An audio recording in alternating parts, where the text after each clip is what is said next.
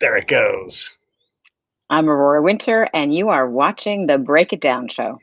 So I'm in my backyard in a tent, Aurora. This is where I do my recording because, houses get really small when you're talking and carrying on and having a show all the time. And there are helicopters over the 55 freeway because someone shot a kid on the freeway. And so we're going to have Oh, helicopters throughout the episode as the news coverage goes on. This is just the oh wow. wireless modern 24-hour news cycle world and the world of stories, which is kind of a good segue for who you are and what you do. But let's talk about the book and the idea of just controlling the words that we use professionally and what that means, especially that whole concept of 25x on the value of who you are, what you do, that I kind of thing. know. Isn't that amazing? Well, with the helicopters in the background, I'll feel right at home. It's very LA, Yes. Hollywood kind of thing. We've always Totally. got helicopters buzzing Yes. overhead. Yeah, it's so interesting. I think that the difference between most people and those who really excel, the leaders, the actors, the performers, the writers that we admire, is that those who are at the top of their field really spend time thinking about and training and mastering how they communicate. And like you were mentioning a moment ago, Pete, this amazing. There was a study done, and I can give the details if you'd like, but that share that the right story can increase the value of an item by 27-fold. So if you're not focusing on your story, if you just focus on your product or your service, you're leaving a lot of money on the table if you don't also pay attention to the story that you're telling. This is an important thing because we'll pick on engineers. When you're an Yeah, engineer and you come up with the greatest line of code or the greatest gadget or, widget, right? That's the MBA's love. You guys love your widgets. yeah, It doesn't matter if nobody cares about it. yeah. You can have the greatest invention and probably the greatest invention of all time is something that nobody cared about and the guy couldn't market because they were like, but listen to how great my machine is. Listen how great this service is. But it just didn't matter because if you can't gather people, you don't have a product. Exactly right, Pete. I've kind of got one foot in Hollywood and the other foot in Silicon Valley. And a lot of my clients, they've got the engineering background, they've got that kind of gearhead brain, and they come up with fantastic things. But like you said, unless people understand the value that they provide and the problem that it solves, it's dead in the water. In fact, I've had a number of clients come to me with an idea. They're in a startup. They haven't raised any capital, and by the time they finished learning how to communicate more clearly, concisely, and articulately, they're off to the races, and they've raised seven figures, and they've gone on to have hundreds of employees instead of a team that's helping them from the goodness of their hearts. I remember one event I hosted in Vancouver, BC, Canada, and Tarney Williams, who's the CEO of Blueprint Reality, was there, and the audience loved him. They knew he was smart, they knew he had integrity, but they had no idea what his company did. But by the end of that event, once he nailed his message and communicated in a way that mainstream people could understand, people in the audience actually invested in his company. So that was a pretty quick turnaround, and I was so happy, to be the catalyst for that. Why is it so hard to get that right? Why is it such a challenge? I mean, a lot of like right now this show is going live on YouTube, right? And one of the Mhm. things you battle there is gathering a crowd, and the way the world is, and the Hollywood side of this is everyone will come to you with ideas on how to take your audience and exploit it for their benefit. But nowadays, if you can build an audience by yourself, like on YouTube, you don't need a whole lot of other help because Yeah, you can just gather enough folks. So there's that gap in between. I've got this great. The Break It Down show is a great show, right? yeah. Largely undiscovered, though. Even though we've got 1,000 episodes, we've had world famous people on the show. We've done all the things you're supposed to do to get discovered, and yet here we are with a lot of fans, a lot of people, a lot of revenue moving around, but still largely undiscovered. So how do you deal with that gap? How do you close it so that you can get over the hump where either you have the independence to not even need an agent or a production company, or how do you make yourself marketable to somebody like that if you've got all the hallmarks? Well, there's quite a few questions in there, so Yes. let's tease them apart, kind of one at a time. So for example, with the Break It Down show, it is an excellent show. You've got top-notch guests. The sound quality is awesome. You're now adding the video component. I had the pleasure of listening to a few episodes and I was wowed. And so I think in the example of the Break It Down show, you're not doing anything wrong. So I would suggest faith and persistence. I mean, 10 seasons, 1,000 episodes, just keep it up. And it's like, even when something's growing exponentially, the first few years, exponential growth can look like nothing is happening. But still, then all of a sudden, Yes. it doubles and it doubles and boom, it takes off. So with Yeah. something like the Break It Down show, there's nothing missing. You're not doing anything wrong. So just keep up the good work. For a more general question, how do we devote enough attention to our message? I think there's a couple of factors that typically trip people up.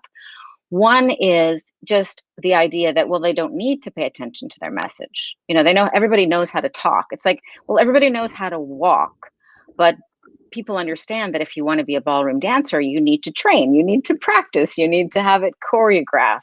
Well, public speaking is a lot more like ballroom dancing than just walking. And I think that when people lean into that mindset, they go, the penny drops and they're like, oh, right, I don't just have to do the same thing I always do, only pay a little bit more attention where I'm putting my feet. This is a new skill and it deserves some time and attention in order to master it. Like anybody who's operating at an elite level really leans into that. I mean, Steve Jobs practiced for 3 weeks before each of the Apple launches. Why? Because it really mattered. And he knew that practicing the right way would make it good. Oftentimes we practice the wrong way and then we just ingrain our bad habits.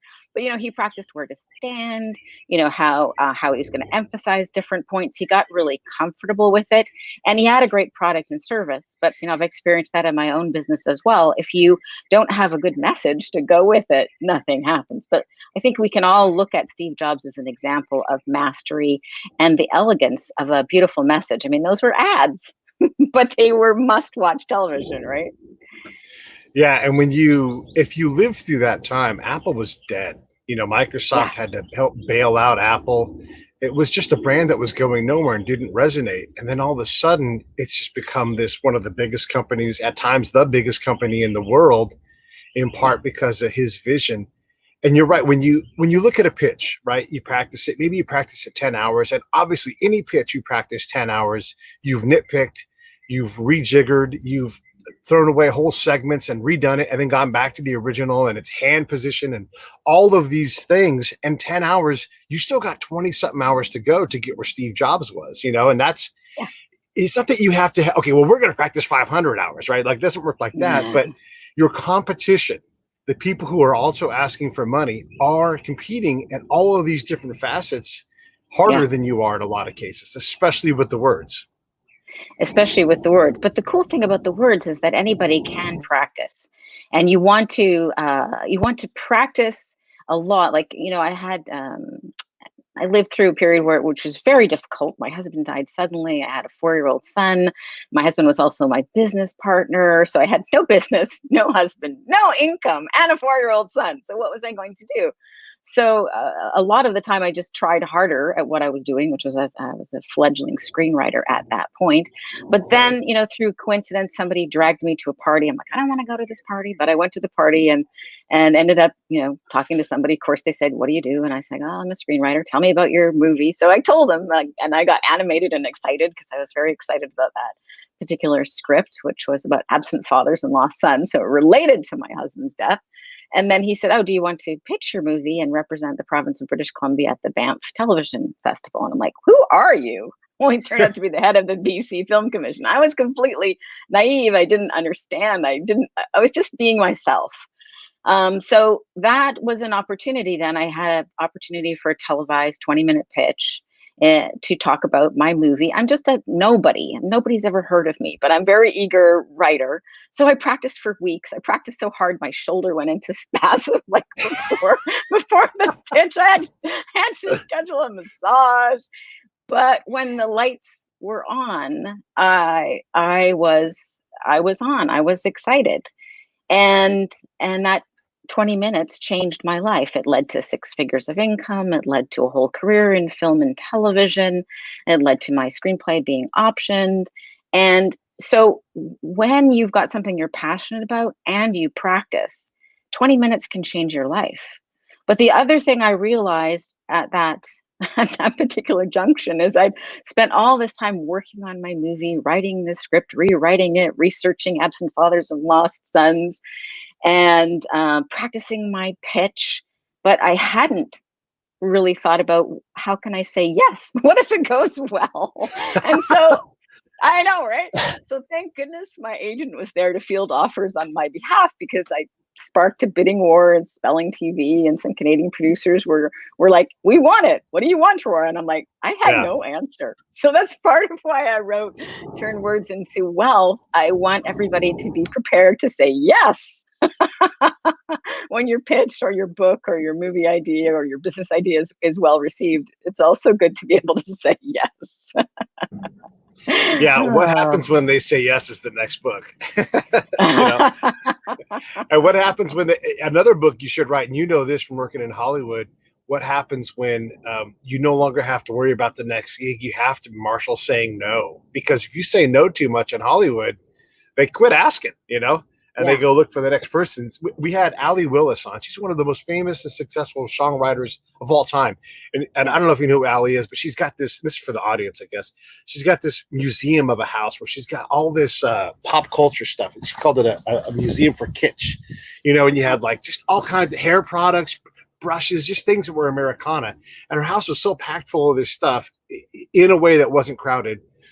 We didn't even recognize that she had a whole wall full of platinum and gold records, Wow. and so she could write a tune to anything. She said, yeah, you could throw a bunch of stuff on a table on a back. There's a tune in there, and she'd write it. She wrote songs for Earth, Wind, and Fire that we all know, like September, Boogie Mhm. Wonderland. I mean, these are songs we all know.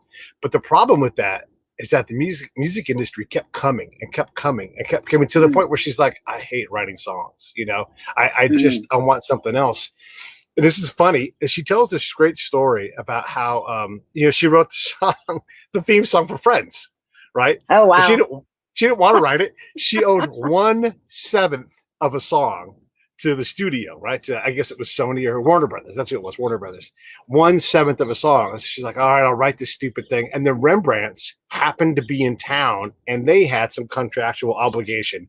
And so they kind of just mashed them together and said, make a TV theme song, Nobody Huh. wanted to do it, but it would just Yeah. happen. And so in this case, the thing she hates turned into maybe one of the most money-making songs she ever wrote. It's funny. The things that you think are going to be hits then, are not. And the Yeah. ones you just like, oh God, I've got this contractual obligation. Then they hit it out of the park. It's funny. I once got caught in a middle seat flying from Los Angeles to flying from Vancouver to LA between two Friends actors, David Schwimmer and Matt LeBlanc. It's the only time I didn't mind having a middle seat after Yeah, a ski vacation at Whistler. Yeah. that's funny. You said something earlier too, but I want to go back to, when we're all trying to figure this out. And I think it's fair to say a lot of people in the last year have done some significant work on redefining what life is going to be like for them, whether they're young and Yeah. upcoming, mid-careerist, want to change late career, whatever it is. We've all done this exercise. And part of the problem is, how do you raise money? How do you meet the right people? And you said you went to the party you were going to say no to, and it's always easier to stay home and not take that opportunity. Yeah. But getting out to that meeting, to that party, to that happy hour, you just never know. And if you're getting better at going, it's less drudgery. I mean, it's always hard to get up off the couch and go do it. Yeah. But so many times it's paid off in ways that are I would never even considered and aren't even that big. But I'm like, I'm really glad I did that. It's always the way. It's the one that you really don't want to go to that turned out to be the one that you really needed to go to. But I think that little story, the other gem in it is that I wasn't actually trying really hard to pitch a person Right. in a position of power.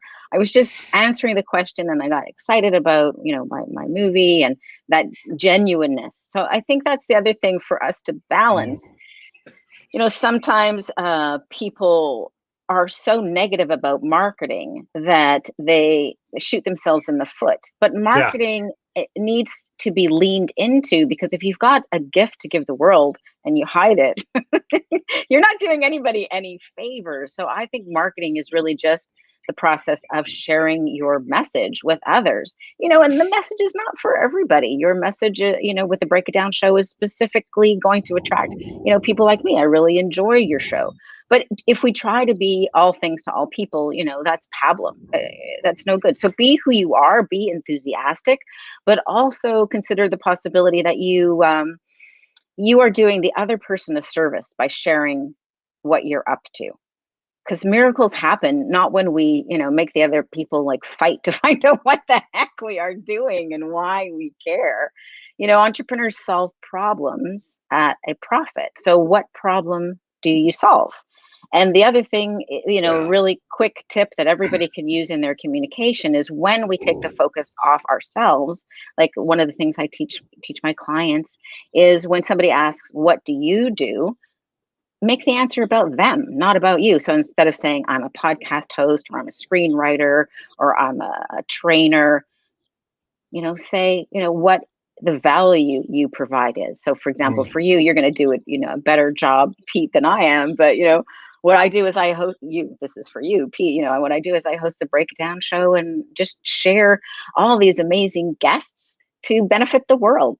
And then it's like, oh, well, then they can ask more and they can find out more about you, Pete, and they can find out more about the Break It Down show. But you've shifted the conversation from being just about who you are, podcast host, one of the things you do. I mean, that doesn't go anywhere. But if you change the conversation to what is the problem that you solve and who you solve it for, it's a conversation, right? And then the people who need that gift will go, "Hey, that's the show I need to subscribe to." Yeah, I'm already trying to subscribe to this show right now. It sounds great. By the way, anybody who is watching for the first time on YouTube, the best place to watch.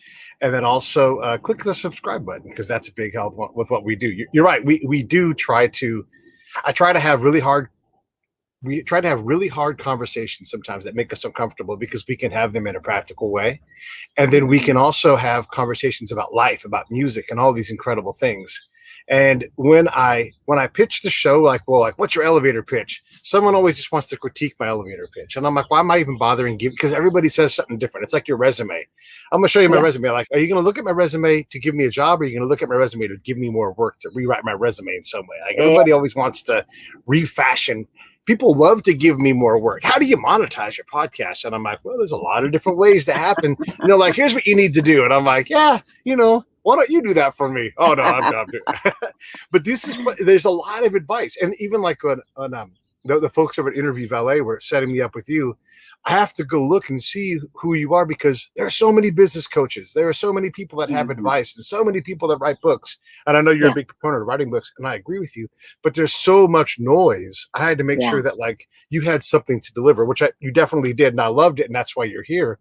But Yeah. there's so many versions of you. There are a billion versions of me. I mean, saying you have a podcast is like saying you have pants. Like it's hard to stand out with all these messages. And like I don't know, there's just so many people that have written the same book and said the same things. And God bless, go Yeah. make money and go do those things. There's a lot of noise out there. Yeah. So a couple of things on that. I think one of the reasons why so many books might seem similar-ish is because people they write their book, hopefully, but then they pull back. Oh, that, this part would maybe offend some people, and this part would maybe offend some people, and maybe I don't want to confess that dark night of the soul. And so they pull back. And Mm. so what could have been like a raw, authentic, super helpful book becomes more, towards the middle, goes towards the middle. So then there becomes a sameness. So what I'm an invitation to is, what if your most authentic, your most raw stories, your worst life experiences, your worst business disasters are part of your most valuable message? And Yeah. that, what if when you share the dark night of the soul or the hell that you have gone through, that then people will be, oh, I trust Pete. I believe Aurora. And then they're willing to also hear, how you turned it around, and they'll have a deeper listening. And so I think most people, unless they, have had this kind of epiphany, they erase or try to hide all the flaws in their life story and in their character. but then we don't trust them. I love Joanna Penn. Mm, She's got a really great podcast, The Creative Penn, and she says, double down on being human. And I yeah. love that. My background in Hollywood, people were like, no, let's double down on airbrushing and photoshopping. Yeah. Yeah. But I Yeah. think doubling down on human is so valuable. And I want to hear, Pete, how you've shifted with the pandemic, and I know that you've given yourself permission to have some holidays, and I'm like in awe of your 1,000 shows and your ongoing commitment to it. Yeah. But one of the ways that I shifted during the pandemic, I was in Silicon Valley. I was raising capital for a startup. And then I thought, what is the life that I really want to lead? Yeah. Why do I need, millions more dollars and a bunch of people who are on my team who will be needing me to respond to their emails to do what? To have a life. For me, the answer is to have a life where I can write the stuff that I want to write, and I can have meaningful Yeah. conversations with people, and I can make a difference to my clients, and I can have, the freedom to go skiing or hiking or biking and not have my day jammed. I'm like, that's the life I already have. Why don't I just keep it simple? Right. So, I usually host a couple of events per year and cancel them with the pandemic. And then I doubled down on, instead of going, wide and shallow, I just have a few VIP clients. I take them all the way through the book writing process. I, interview them. We create a podcast. I create the book. I market the book. So it's like, done with you, hand holding Hmm. all the way, and free therapy on the side. And how many clients do I need? Not very many. And so Yeah. I have the Yeah. freedom now. I'm writing my fantasy books as well on the Nice. side with, no need for them to ever produce any money, just because I Right. want to. Right. This is How an about you? How did the interesting. pandemic? Yeah, go ahead. No, but yeah, and I want to answer that question. This is the interesting thing, right? Like, you have to find something that you're willing to work hard enough at to be competitive and to be professional. Yeah. And I've proven that with the podcast. 1,000 episodes, incredible guests, on and on and on for Yeah. days and days. But that's not what it does. Like, how can you work 70 hours, 80 hours, 100 hours a week? Yes. And at some point you have to pull back and you have to look at it. That's one of the things I did last year, was just go, okay, I was doing 5 episodes a week to get to 1,000, to show everybody that I can produce. There's no doubt about that. And I Mhm. was looking for clients to help them do podcasts, and I still am, but it's so rare to find someone who can do the work to actually have a good podcast. It's hard because Mhm. a fairly well-known actor approached me. He's like, "Hey, I want to have a podcast." And ultimately, after talking to him, I said, "You really should just go get another acting gig. Go, Mhm. don't start another business, because that's what you're talking about here. You want to have something that's monetizable. Yes, you have a name. Yes, you have a brand, but unless you have 70 hours, or you want to pay me for 70 hours worth of work, you really just go get on a couple of procedurals and just do what you already do." And I don't Well, want to it's tell a people big not to create. commitment. What's It's that? a big commitment. It Like, is. hosting a podcast is a It big is. commitment. It's like having a baby. It is like You having a need to baby. care for it every week, Yeah. every couple of It days. craves time and Podcast. money. And this is the Yeah. thing I realized. I'm still glad to put projects together for people and everything else, but that done with you thing, it almost doesn't work with the podcast world, because you just have to go out. I can guide you. I can teach you how to swim faster than you will, but Mhm. I can't promise that you're going to have a hit, because it's on you, like, it really is Yeah. on you to go out and do that. And so I've stopped pushing so hard for those kind of clients, because they're very hard to find. And I've just focused on other things, because there's so much opportunity in this particular venue. Just knowing more people who create big shows. Like, you think if every HBO miniseries had an accompanying podcast, I could do that all day long. And instead of allowing somebody outside of HBO to create this thing as a fan show or whatever, why not create that in house? And just finding more people like that makes more sense to me, to think bigger on the production side. But that means going That to more makes sense. meetings. That means being on the 405 more. And Oh and God, the it, 405. yeah, and is that The worth it? I don't know. freeway. Yeah, It's the yeah. trap way. I'm not convinced it's the next idea, but these are the things, and this is where that hard work iterates into creating elegance and knocking edges off. There's all kinds of things I would love to do, but I'm not going to do them. So I'm trying to find the things that hold passion and hold promise so that I can make, just a little bit more money. I don't make much, but I only need a little bit more, so I don't need to be a millionaire. I don't need those kind of problems. So Well, I'm happy with where I'm at. try on these three questions. I love these Okay. three questions. These All questions right. helped me when I pivoted from one business to another. And after I took my MBA, and then I'm like, okay, now what, Aurora? You can do Yeah. almost anything, but that's too many choices. Let's narrow it down. Totally. Yeah. I can feel your pain. Oh my God. So I asked myself after I got my MBA in 2015, these three questions to narrow down my choices. So what am I really good at? So, what have you got the 10,000 hours or more of practice at is a good filter mechanism. What Are do you I asking me now, love? or okay, you're going Well, through the I'm questions? going to give you three, and then Okay. give you a second to think about it. And then filter it by what do you love to do? Because I've launched a couple of tax shelters. I'm good at doing that, but that's so boring for me now. Mhm. But I love other things. So I filtered by, okay, what do I love to do? And then the third question is, who is it worth the most to? So do you want to play with me? Do you want to answer those three questions? What are you really good at? Like, what have you got 10,000 hours? Obviously, podcasting, you're really good at.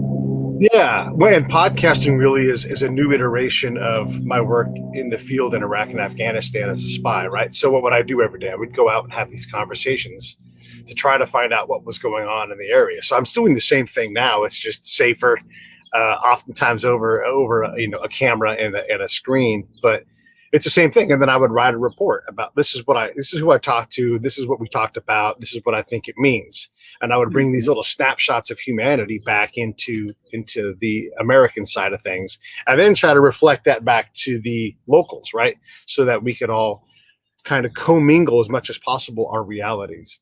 So I'm really Mm. good at that. I'm really good at going out and entering into uncomfortable spaces. For a lot of other people, for me, it's not uncomfortable because I've done it. Like when I do prep, but a lot of the prep I've done is in those 10,000 hours. It's behind me, right? So I could interview you cold and not have to worry about a thing because I already know how to do that, right? In this case, Yeah. I prepared for you specifically because there's so many people that try to do business coaching. I wanted to make sure I had something original to say. But within a few minutes of hearing you talk on another show, I had it, right? So I'm great at that. Right. All right. And then do you still love all of that, or what is it that you love to do? Because that might be a subset of the things that you're really good at. Yeah, I mean, I do. I love it. I love putting it, not only the conversations, but I love putting the stories together and being able to do it. And I would love to be on the road more now that we can. We're going to Tennessee. We're going to go do some stuff there. I Yeah. would like to do some kind of a podumentary kind of projects. Problem with this is I can want to do it. I know how to do it, but the funding to have somebody else pay me to do it is the problem with that. I haven't been able to bump those cars together so that I can get that train going in the right direction. Well, that brings us to the third question. So, Yes. who are those wonderful skills of the things that you're really good at and that you also love to do? Who's that worth the most to? That's a really good filtering question. Yeah, it's hard. Yeah. I mean, content providers, right? There are so many different people that are creating new streaming platforms and they need stuff to fill that time. But Well, your idea about HBO or other shows that have got a thing going on, and then you could just do it for them. It would be worth a lot to them. You'd solve a problem that they know that they have. You can the send me problem I my have, royalty fee once you yeah. close the deal. And honest to God, the problem with that is they're desperate for content and they want people to do what I can do. But you knock on the door and no one ever answers. You try to jimmy the locks and you go around to the windows. It's like LA Times has a partnership with Wondery, right, for podcasts and everything. And I don't just have Yeah. to do podcasts, but I can go knock on Wondery's door. I can go knock on LA Times door. And if they don't, because I'm not part of the system as an independent person, they they don't take meetings, they don't return phone calls, they don't respond to emails, and that's always proven to me. That is a problem. And, Yeah, and yeah. so they're desperate for this content, but they're not desperate enough to talk to people that have content. And I know how this works in Hollywood. Like you have to be allowed in the room so that you can get into the room and pitch what you do. Yeah. getting the pitch meeting is important, but then you need to be able to pitch once you get in there. Well, the Right. other, I think you're doing just fine, and you'll find a way to add even Yeah, more yeah, yeah, value yeah. Thank to you for pressing the all. world. But for others, and you might want to do this as well. The other questions I asked myself were, what am I really curious about? So I just like Mm, brainstormed 24 things, 2 dozen things I'm really curious about. And then, what problems do I like solving?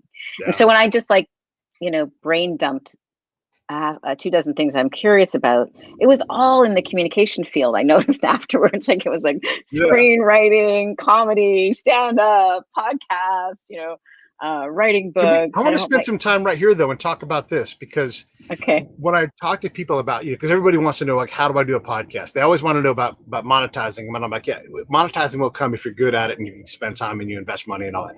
But what do you like to create? Is it a podcast? Is it a conversation? Did you love painting as a kid? We all had much more creative passion and time when we were younger. Mhm, And then we start to lose track of that because we have a 4-year-old kid and, we have a mhm. house and someone's always got a broken arm and, the time to spend creating things. So I always ask folks, like, what do you really enjoy creating? What draws you? What calls to you that is even unavailable even?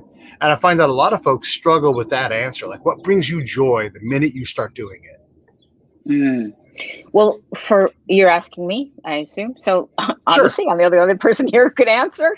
Well, what brings me joy? I'm this weird combination of I love coming up with business ideas. At the dinner table when I was a kid, we would always come up with $1 million business ideas. I have a lot of myelin or brain connections around that. Yeah. And I have launched several successful businesses, and it's just natural and easy and fun for me to put two disparate ideas together and say, "Hey, did you maybe consider putting those two things Yeah. together?" And the person, a lot of people don't are not comfortable with that, so that's one of the things I love to do. That's a gift to others. I love getting to know people. I'm really curious. I'm very empathetic, and I love to know, how did you become to be the person that you are today, and what makes you tick, and what might be stumbling blocks for you. And usually, people open up to me, so I have very intimate conversations, and I love that. And oftentimes, I can be catalyst for healing or for a shift or a change of mindset that's really profound. So I love doing that. And then the third way I love to create is any kind of writing or talking. Like right now, we're co-creating something together right here, Yes. right now. Your podcast show. So what I do now is I combine those three things typically. So my ideal client is somebody who would like to create something. Usually it's a book, but sometimes it's a business, which needs Right. some kind of communication element, like a pitch or a podcast or a YouTube channel. But oftentimes it's a book, and then I get to know them, and but then we do reverse engineer it. So I'm not so much a fan of build it and they will come. I think it's Ah, really good to reverse engineer it. So my book, Turn Words into Wealth, actually shows 7 different ways people can monetize a book. Because one of the things that hurts my heart is people put all this love and energy into a book. Typically, first time authors take 3.5 years to write their book, and then they publish it, but they haven't been on any podcasts, they haven't gotten any social media channels, they haven't thought about any buzz. yeah. And so it nothing happens, like crickets. And that's a tragedy because that book could be really good, and maybe they put 10 years of their wisdom into it, and maybe it's the answer to various people's prayers, but it Yeah. doesn't go anywhere. So what I do now is, I help people reverse engineer the kind of result that they want from their book, and then I interview them sort of on a podcast like this. But then they've got the podcast, so they've got the audios and Yeah. the videos and the clips. So 3 months before their book comes out, they can leverage that, and then we transcribe the podcast to make a messy first draft. People can get about 8,000 words an hour, though. So once I they know know what it's they're talking crazy. about, yeah, and then I help them publish and promote their book. So those are the things that fill me with joy. So being creative, being a coach, and coming up with breakthrough business ideas. Yeah. That that kind of creativity is special too, because it does. Anybody can publish a book, but not anybody can sell a book. And that really is the new differentiator now. And anybody Yeah. can become, with the right trickery and money, anybody can become a best-selling author. Hmm. It's just a reality. I can go pay for 1 million hits on YouTube. I can do that right now. Yeah. It wouldn't be real, Yeah. but I could say, oh, I've got 1 million subscribers. I paid $5,000 or whatever it is, and I would have 1 million subscribers. It really can be Uh, happen. But that isn't what you yeah. want to create. Well, yeah, because I think we can get distracted filling our ego instead of filling our bank account or filling our soul. So, and that can really trip us up in North America. I hope the pandemic can help correct, because it seemed to me that people were generally optimized in North America for just one component, that a successful life equals money in the bank. That's like, no, I hope people get it. Like, it's health. You want to be healthy, right? You want to be happy. You want to have meaningful relationships. You want to do work that's meaningful, and you want to have money in the bank, but not so much money that you're working 70 hours a week at something that you loathe and despise. And then your wife has an affair with the pool guy, and your family falls apart, right? So, Yeah. not your wife. Not, I don't know your No, story but at all. I it's don't even true. know if you're married, but right. Not about, yeah. So I think what is helpful to counteract that, how many hits, how many Facebook, how many likes, is if you focus on meaning instead of response. Um, and if you are doing something meaningful, like my first published book, I honestly thought it would only help one other person, another young widow whose husband died suddenly, who happened to have like a 4-year-old son. I was so naive. Right. And I wrote it for that person, but in my heart, I was like, you know what? If only one person reads this, but it changes their life and helps them not suffer as much as I did, it's worth it. And so then when the book came out, From Heartbreak to Happiness, I was like kind of surprised that Wayne Dyer endorsed it. I was kind of shocked that people emailed me and said, hey, I'm on my deathbed. This book really helped me, or weird things. Or I thought at the time weird, I lost my job. I got fired and your book really helped me. Or my pet died and your book really helped me. So what I discovered is the emotional journey was similar. And so that book's called From Heartbreak to Happiness. And as I shared going from heartbreak to happiness, people thought they could too. So what is the point here? The point is, that's so meaningful to me. It's not a New York Times bestseller. I haven't promoted that book because I've only now gone, oh, I should probably promote books on Amazon, because that whole publishing playing field has changed. When that book came out in 2005, it was a whole different playing field. And so maybe I'll promote it now. But I'm happy with that result because it helped people. I don't know, maybe it even saved a life. Yeah. People were desperate. And so if you can redefine success into what's meaningful for you, and if you can also appreciate that having a life of creativity where you're interviewing interesting people that you want to interview is already a wealth. It may not show up like dollars in your bank account, but it's a meaningful, wealthy life.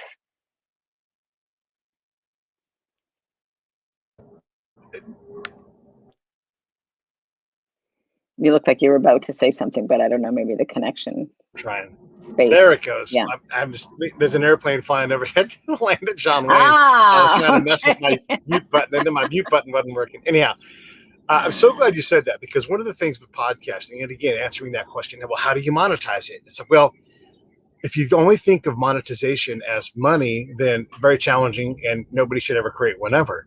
But if you think about the enrichment factor, like getting to meet you, getting to travel and go meet other people's. One of the things that's incredible is I can go to Malibu, sit in some extremely successful person's house, right across their kitchen counter, and they're looking at me saying, "Hey, do you want a juice? Can I make you a muffin?" And they're being like, how many times does someone get to interview somebody who's world famous and they get to be the host? It's yeah. just totally new dynamic. And I get to share that. The other day, I had on Jack Carr, who's his books inspired Chris Pratt to create an Amazon series on his action adventure novel, right? And so this guy he was a Navy SEAL, and that's as good as you can be in the military.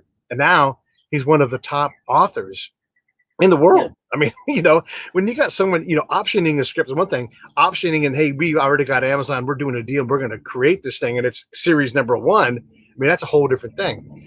And so I was able to take him, and he comes on, and he's great. He always supports other veterans and everything. And he came on. Well, meanwhile, a subgenre of that, a guy named Michael Broderick is an actor. He works all over Hollywood, also a former Marine. He's like, I want to be in on that job. So I'm going to create a short. I'm going to create a small 11-minute story in that Jack Carr universe. And so he did that. And Jack's like, I love this. And he pushed it forward. Chris Pratt loves it. Now Michael Broderick has a job acting in that series, right? So I I love have that. Jack. Isn't that great? It gets better. Jack Carr comes on the show to talk about his new book. And I'm like, hey, Michael, why don't you come and co-host? Because it's one of the things I do. And I bring different people together so that you can have these conversations that aren't possible. So you have this clear bromance between Jack and Michael, and they're both tickled that this is all working out so well. But now we get to have them all and have this conversation in real time, and you get to create something bigger and better. And I learned that. Well, I learned that in Iraq, actually, but I learned it for a podcast. Like, I rediscovered it because I realized, like, I don't have to just be the host. I can bring in anybody to co-host. Who would I pick if I could have anybody? So now not only do I get to pick anybody in the world to talk to, I can now find the perfect co-host to go with them. And who says no to co-hosting? Everybody's exactly. like, yeah. If you want a female, but it turned into this really magical thing. I'll volunteer. Right? Yeah, well, you're signed up. Let's do it. All right. Well, and you were also a catalyst. Like, you were part of the glue that made that magic happen. So that is so cool. Yeah. So, and I want to just add to this conversation about all the different kinds of wealth. Like, I tested my title. So the book is called Turn Words into Wealth, but the back cover says Turn Words into Wonder, Wisdom, and Wealth. But that was too long for the title. But, we can turn our words into so many different things. And wonder is one of them.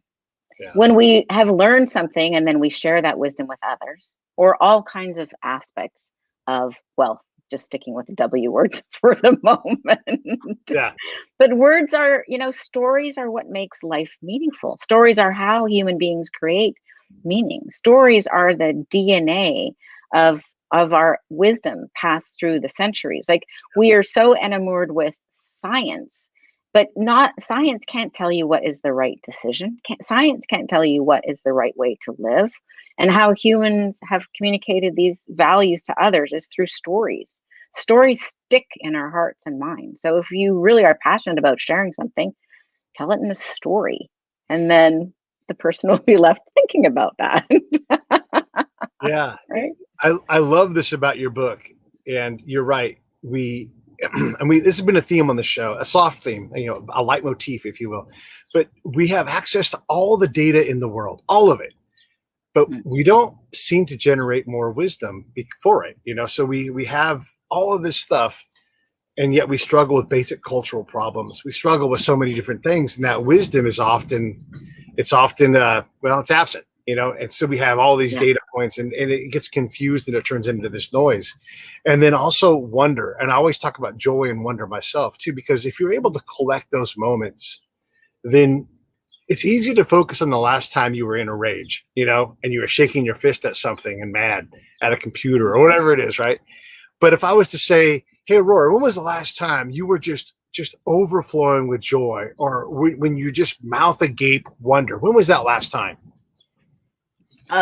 This morning when I climbed the mountain and just looked at the neighboring mountains. They're snow-capped, and spring has just sprung. There's so many flowers, and the lupins are blooming. And it was just like, thank you, thank you, thank you. Started my morning with a lot of appreciation.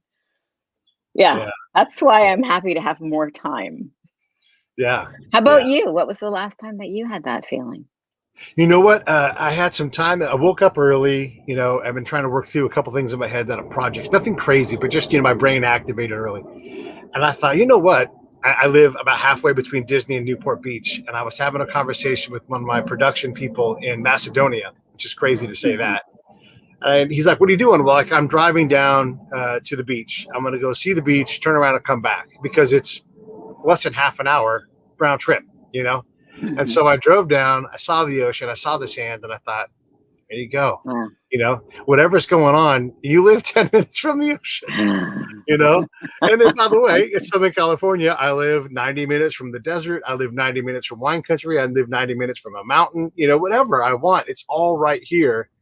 So I'm already done so well. I'm already so enriched. And I just really, I paused for a moment, just a moment, But I thought about all of that and how fortunate I am. Like, you can say whatever you want about California, and we're a bunch of hippies and a bunch of lefties and all. Who I don't care. I don't live here for that. I live here because of the diversity of everything, the geographic Yeah, diversity, the diversity of opportunity, anything. yeah, yeah. it's and that's my answer to your question about my question. Yeah, I've lived for decades in California. I'm in Vancouver, BC, Canada, right at this moment, but my son's in Los Angeles. I love the wealth of opportunity. So we have to consider not just what are our goals, but what kind of life do we want to lead? What Mm, kind of experience do we want to have? One of my clients has got this book that we're working on together called World Building, and mm, his background is with video games. He's shipped billions of dollars of video games, but applying that yeah, to our own lives. His name's Tarny Williams. I should acknowledge him.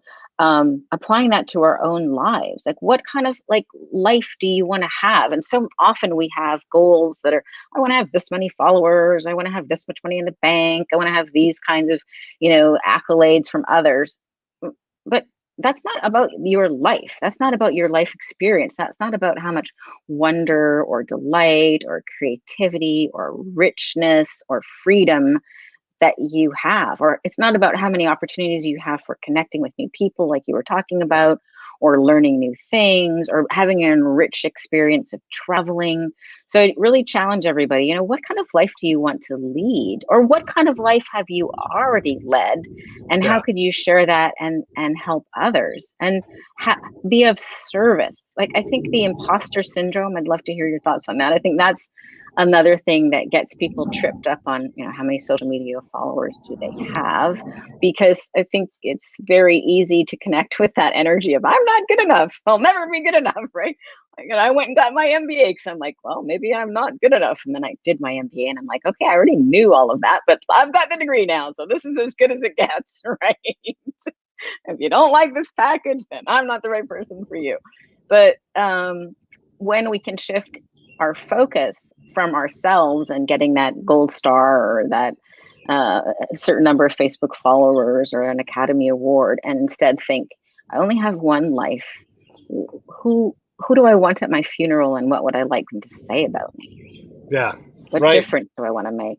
Yeah. That is again talking about the value of life and what you want. We often It took me a long time to learn this, and I'm still trying to master it. But we often set the bar at 8 feet above our head. We have to jump over that bar, and we get so mad at ourselves when we don't get over it. Yeah. I haven't written a book yet. I've got so many books in me, but I just can't afford to spend 6 months writing a book and another year getting it published and have it not sell. I just can't. I can't afford that. I physically, financially can't do it. Right. So Hmm. I haven't figured out how to lower that bar to the point where I'm like, well, I'll just write 100 words a night. Because if you write 100 words a night, at some point, you've written all the words you need to write and you can put that book out. And, you know, making it valuable to one other person would be a good lowering of the bar for me so that I don't have to make $25,000 on a book. Right. So Right.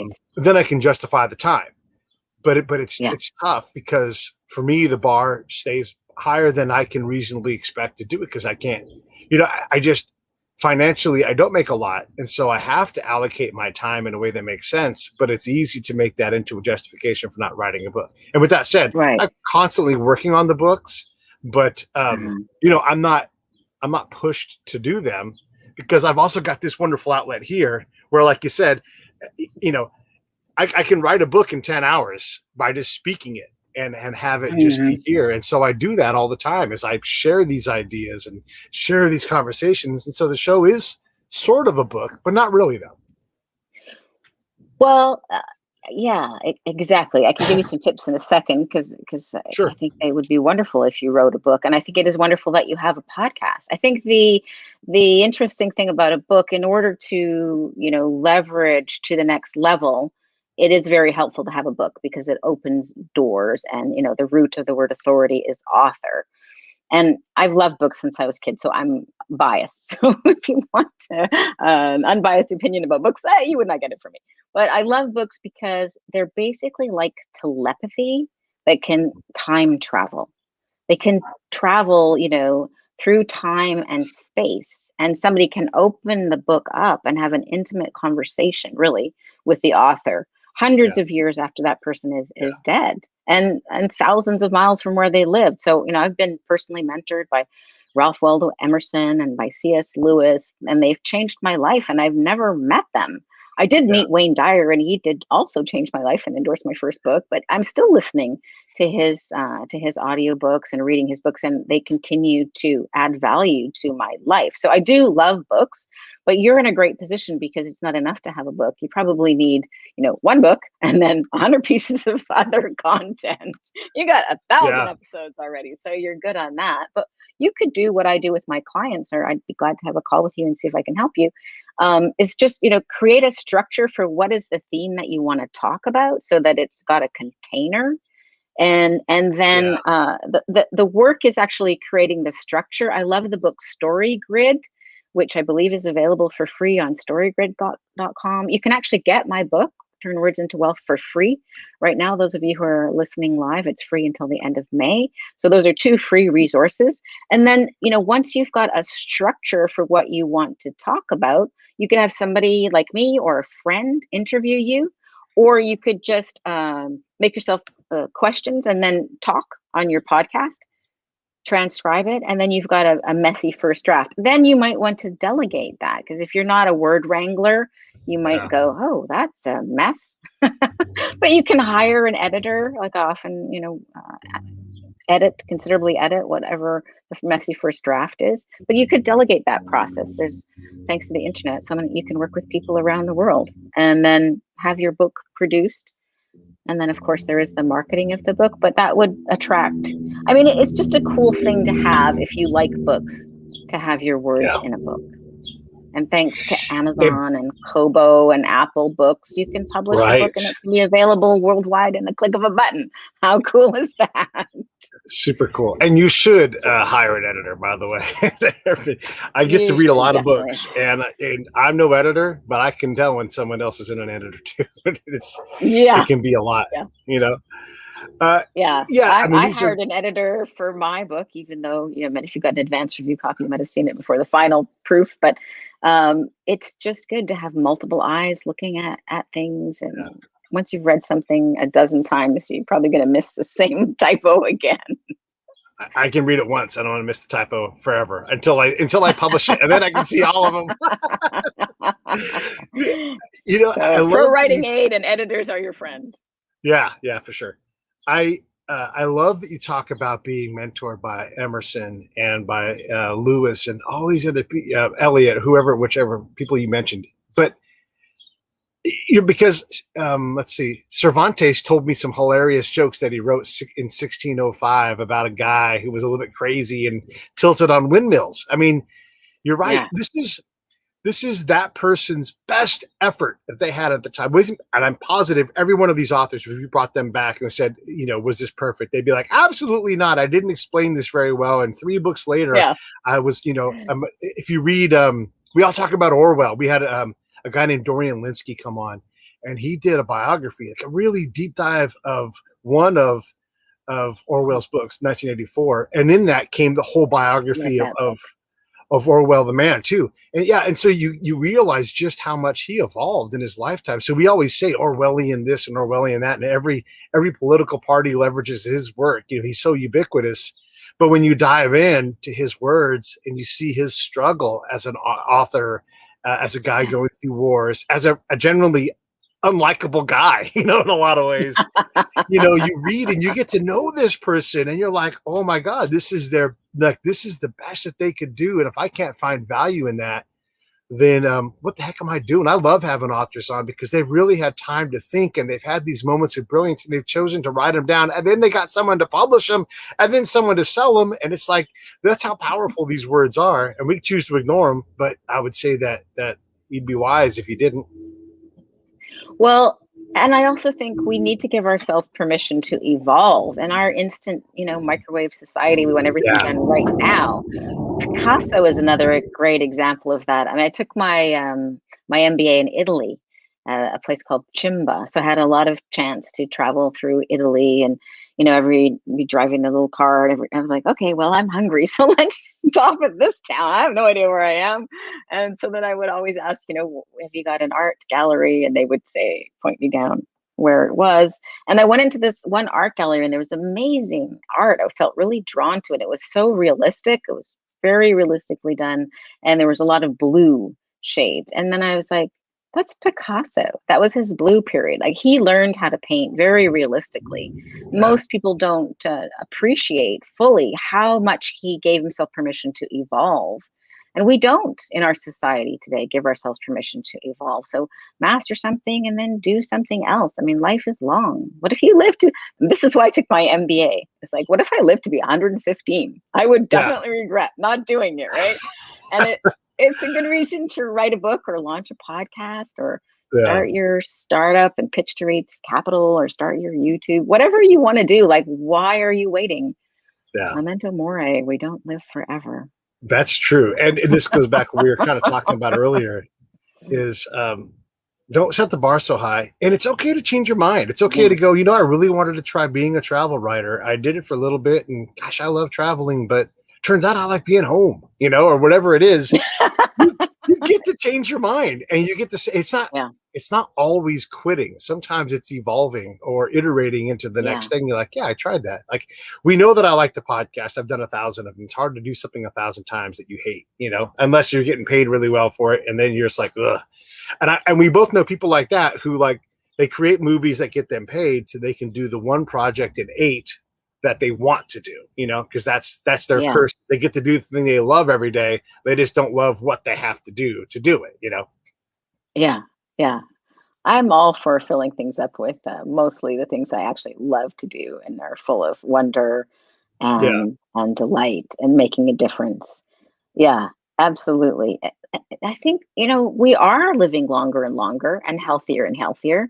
Right. So it would make sense that we looked at our life more like, what do we want to achieve each decade? Who was it, the famous guy who did that? Was that Leonardo da Vinci? I might be wrong about, but I think he was, he set goals for each decade. Right. But somehow we don't give ourselves permission to do that. I think that's one of the reasons people age. Is because they're living Groundhog Day, the same day over and over. What about if you gave yourself permission to be the learner again and learn new things, learn about hosting a podcast or writing a book or whatever the case may be, right? I would love to ask you this question please, which is, what is the worst advice you have ever been given? I mean, it's all the same. It's the good advice too, the critique, which I kind of consider advice, is, I always joke and say, work harder, like, you can't just train more, you have to find elegance, when you want to solve a problem like policing, we all want better policing. Okay. And the standard answer is, the advice is, you just need more training. Are you telling me that the training department and all these police departments is like, gosh, I wish we had something to do. I just sit here all day. Like, they're all working at their max capacity. If we want more training, we would have to have, I don't know, let's say 40% more cops. We'd have to also pay them more money because of all this training and expertise you have to give them. You're also going to get hurt more. So like, all of these things add up to a lot more money. So you can say, we need more training, but the reality is, like, you need to pay these guys not $120,000 a year, but $180,000 a year, or account that much per person. Who's in line for that? Raise your hand. Like, whoa, hold on, I want to pay $8 an hour, and it doesn't work. So we have these advice things that just, they don't add up. We have these big problems that are multivariate problems. Same thing with medical care. If you want to have state-of-the-art medical care here in the United States, I don't know what the answer is, but I know it means that everybody has to give up everything that they have right now and then create a through line and go, here is how we take care of all these things. Then you don't get to keep what you have. You have to give it all up. Now, everybody get in line in that sacrifice line. Oh, nobody's in that line? Oh, okay, great. Well, then, we're not going to fix it. So these things where like, this is the answer, I find those things to be silly. And I don't think the person is silly. It's just, we're struggling with a hard problem. And so why wouldn't the answer be simple? But multivariate problems don't have simple answers. Exactly. Yeah, And and that's those why aren't I choose political to statements for focus. anybody thinking I'm getting political. I'm not. I just problems are hard. They're problems. Their We have problems problems. that the Greeks and the Sumerians have that we still have today. You Yeah, know, class yeah. structure, all that. That's always existed. So how do we get better at reducing it by 0.5%? And if we can't do that, then why are we trying to change the whole thing? You know, that's the kind of advice. What about you though?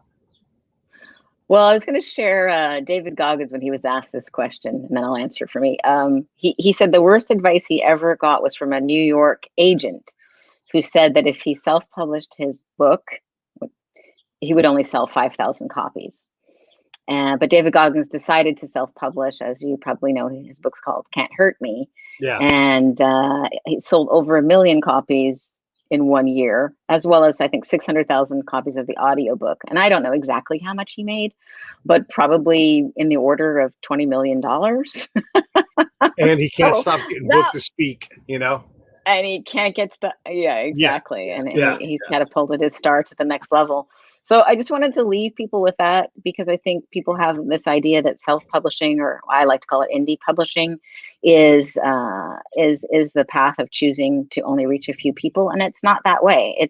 It doesn't have Yeah. to be that way. He mostly chose to self-publish to not lose control of his story and not give his rights away for Yeah. 75 years. But he also made a lot more money. Yeah. So I think that oftentimes the middle person is being taken out of the middle in all industries. So let's just get over our Yeah. ego and instead see how we can be of more service. I think the worst advice that I ever got was just, sorry, you Yeah. wanted to say something on that? Yeah, please. No, you go. Oh, I think the worst advice I ever really got was a coach who was very helpful and taught me a lot of things, but he was totally focused on all of his clients bringing in $1 million gross. And I kept saying, yeah, what about net? There was no Yeah. conversation about net. And I think Yeah. that is out there. A lot of people focusing on the big splashy gross number, but at what cost?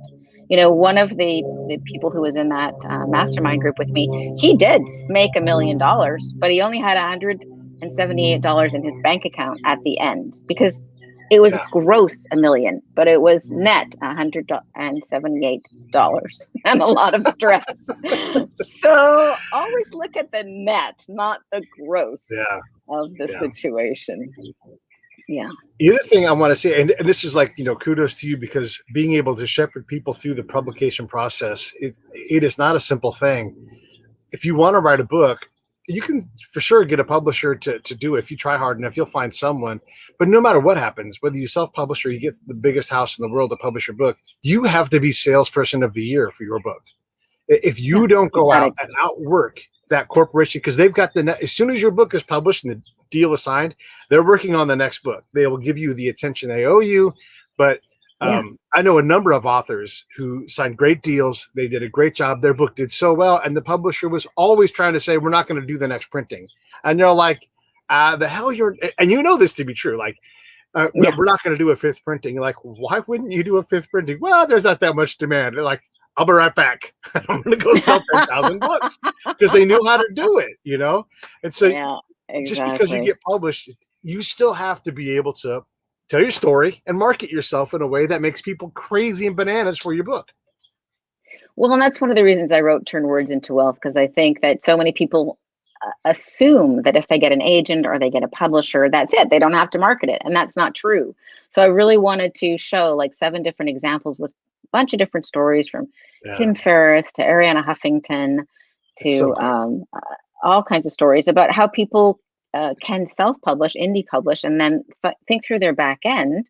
And that way you can afford to give books away. Like right now, my book is free. I can afford to give my book away because I don't have a publisher. I've, you know, published through my own company, Same Page Publishing. And you know, I'm happy the book was, you know, #1 new release, and it's already got thousands of new readers since it's Yeah. been launched just on May 5th. Because I'm focused on making a difference, and I hope that the book will encourage many people to write their own book and have their own story, and I'm filling my heart's bank account with that. And people that make a difference get opportunity, and people want to do things with them. And yeah, just so many different ways to get involved and help. You guys should all find your thing. Definitely go to storygrid.com. That's where that reference from earlier in the show, there's that. If you're inclined to spend money on Amazon and buy a free book, which is not going to be free forever, you can get Aurora's book on Amazon. That will help us out. That will help Aurora out. Turn Words into Wealth. Or you can get it for free for a limited time. And where can they get that at, Aurora? And I'll put that on the screen. Actually, they can get it on Amazon for free. The ebook is free until the end of May. And then, I mean, books are so inexpensive, but it's available as a softcover or hardcover book. So you might as well support the show and get the softcover or hardcover book. And those of you who are listening later, it won't be free, but ebooks are not expensive. I mean, people spend so much time and effort writing a book. It's ridiculous how little books cost. They're such a great way to learn things. Yeah. So go see live shows, go buy books, and then if you aren't sure what to do with that book, give it to somebody else as a gift. Wow, you can re-gift a book. No one ever gets mad. You can always do that. All right, stand by. One second. Let me close this thing out. Hey, thanks for watching the show. I really appreciate it. Right here, you can subscribe. Please do that. It makes the show grow. Hit that notification bell so you know which incredible guest is coming up next. Down below is the PayPal link. You can put a small subscription in. That is an enormous help. All that money goes right back into the show. And then right up over here are the next episodes you should listen to, curated by yours truly. Thank you so much for watching the Break